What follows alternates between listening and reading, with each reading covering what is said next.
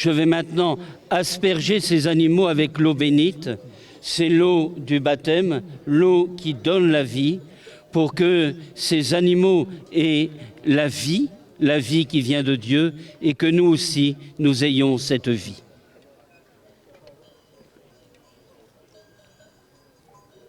Selon la tradition, la bénédiction des troupeaux, nous sommes sous l'égide de Provence-Alpes Agglomération à la Javie pour la première foire, grande foire de la saison de l'automne, les traditionnelles foires d'automne, la foire au tardon de la Javie avec Romain, avec Mathieu, avec Marie. Voilà cette tradition, qu'on soit chrétien ou pas, ça fait partie des habitudes, la bénédiction des troupeaux, c'est symbolique. Oui. C'est la foire au tardon, on peut rappeler ce que sont les tardons, hein, c'est les tardons en fait qui sont nés tard et en fait à l'origine qui montent en montagne. Voilà, qui pour la première fois retrouvent la vallée. Hein. C'est ça. Bon, cette foire au tardon, c'est le coup d'envoi, je disais, de la saison des foires d'automne.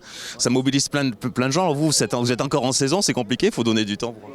Oui, ça prend du temps, mais ça fait aussi plaisir avec nos partenaires qui ont joué le jeu de venir faire cette foire avec nous.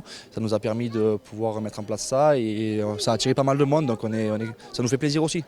Quel est l'état d'esprit de ces foires? Avant, elles étaient très commerçantes, elles le sont moins, mais c'est plus... Si, encore? Oui, c'est encore toujours commerçant comme avant. Hein. Les maquignons, après, ils passent, ils achètent les bêtes. D'autres éleveurs achètent les bêtes aussi. Enfin, tous les animaux sont vendus et on fait partie des premières foires, justement, de l'automne.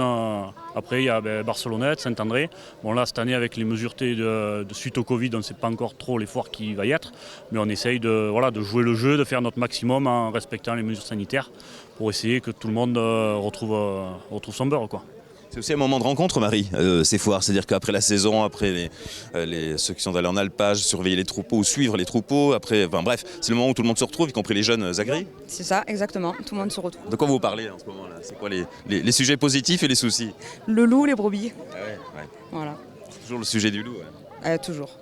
L'été, ce serait mieux passé, d'impression, ou c'est vite dit peut-être? Non, ça s'est mieux passé, oui et non, parce que maintenant on a quand même pas mal de mesures de protection, mais bon, ça suffit pas et ça ira pas en s'arrangeant. Et on aimerait bien aussi ça crée des conflits avec les promeneurs. Et une fois qu'on a plus le problème du loup, on va avoir le problème avec les promeneurs et ça va pas arranger le patrimoine. Ouais, parce qu'on sent monter la pression sur le sujet des morsures des chiens pâteaux, 23 par exemple dans le 05 sur le seul été. La justice qui s'en mêle, à la limite vous vous dites mais nous on n'a rien demandé. En fait ça serait plus simple, on va dire, que le loup soit plus régulé, du coup il y aurait moins de chiens de protection et tout le monde y retrouverait son compte en fait. Mais bon, ça après c'est pas tout à fait notre ressort, c'est plutôt on va dire politique et voilà, et le ministère quoi. Merci à tous les trois, on va se balader sur la foire, merci et bravo pour l'organisation. Et oui, la cloche a sonné, ça signifie le début de ces foires d'automne. Frédéric Esmiol, président de la Chambre d'agriculture des Alpes de Provence. Voilà, un moment de convivialité. J'imagine que pour vous, c'est l'occasion de rencontrer tous les agris, quel que soit leur domaine d'activité, depuis ici jusqu'à Revesse-du-Bion finalement. Alors, je ne sais pas si au reste du Bion, la foire à la Châtaigne, la foire elle sera présente, mais quoi qu'il en soit, effectivement, la Javie, c'est la première foire à laquelle je participe cette année. Malheureusement, voilà, depuis un an et demi, on a moins de l'occasion de se rencontrer sur ce type de manifestation. C'est important parce que la Javie, c'est une foire qui a aujourd'hui aussi une histoire. Petite foire aux agnelles, donc il y a un peu du commerce qui se fait. Et c'est surtout un rendez-vous aussi incontournable, puisque les tardons redescendent de la montagne. Et effectivement, c'est des moments importants pour les éleveurs. Donc c'est effectivement beaucoup de plaisir qu'aujourd'hui je suis présent ici. Avec d'autres élus, puisque je ne suis pas seul et c'est un moment de convivialité que je ne manquerai pas. On entendait les jeunes là, nous parler et nous dire que on ne sort pas des mêmes feuilletons, hein, le feuilleton du loup, auquel s'ajoute maintenant un problème sur lequel ils ont beaucoup insisté, le problème des morsures de patous sur les randonneurs et les touristes, qui commence à poser problème, on voit que ça va en justice. Cette année, de toute manière, a été une année très particulière. Le loup, c'est un sujet récurrent qui va bientôt avoir 30 ans, puisque les premiers loups ont été vus sur le département 92.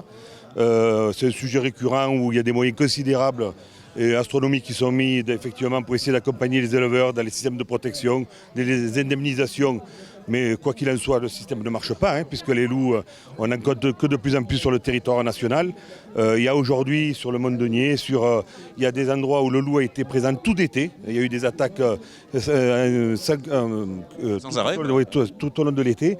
Donc effectivement, les éleveurs sont complètement démunis, mais bon, il va falloir vivre avec. Et je crois aussi qu'il y a quand même...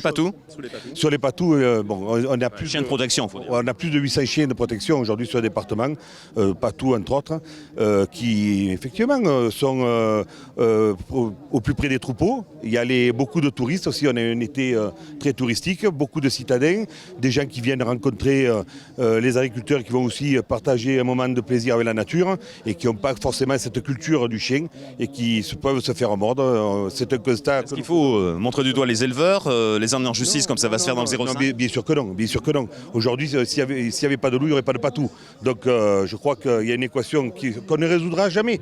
Il faut que le patou est là pour protéger le troupeau. Donc à un certain moment aux marcheurs, aux touristes, aux citadins, mais de ne pas trop s'approcher de ces troupeaux-là. Bien sûr, il faut qu'ils vivent aussi avec la nature et on peut comprendre qu'ils aient envie de ces moments de plaisir, mais bon, voilà, il faut respecter aussi l'éleveur et sa façon de travailler. Le loup, c'est enlevant les loups, il n'y aura plus de patou. Ouais.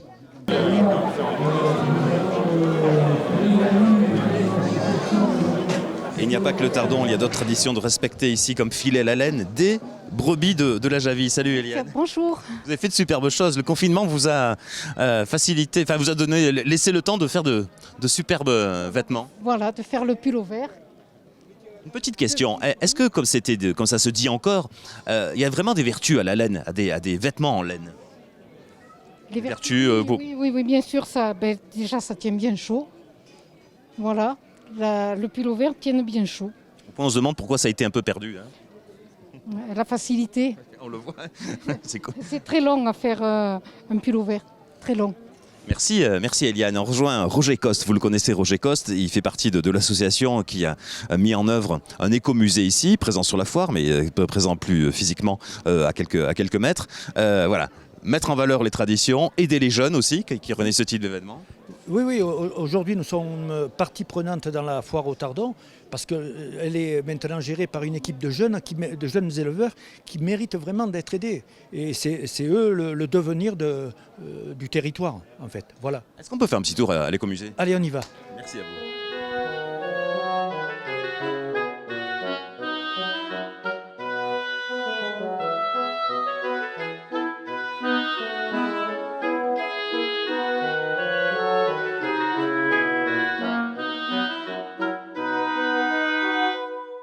Alors il y a plusieurs espaces dans cet écomusée, dont celui-ci qui fait le lien avec cette foire au Tardon, voilà. C'est-à-dire le pastoralisme. Vous êtes sur ce chemin d'itinérance de découverte du pastoralisme. Nous sommes donc la 17e étape de la Routeau, ce projet qui consiste à retracer le chemin que prenaient les transhumants, un chemin qui partait de la région de Arles, de l'Accro, et qui allait jusqu'en Italie, ou bien en Haute-Bléone, au-dessus de Pras. Voilà, nous sommes là, dans cette salle, c'est la salle des bergers, et c'est une salle qui permet de retracer et surtout de rendre hommage à toute cette activité qui a eu il y a une centaine d'années, mais une activité qui continue avec les jeunes éleveurs que vous avez rencontrés sur la foire au Tardon.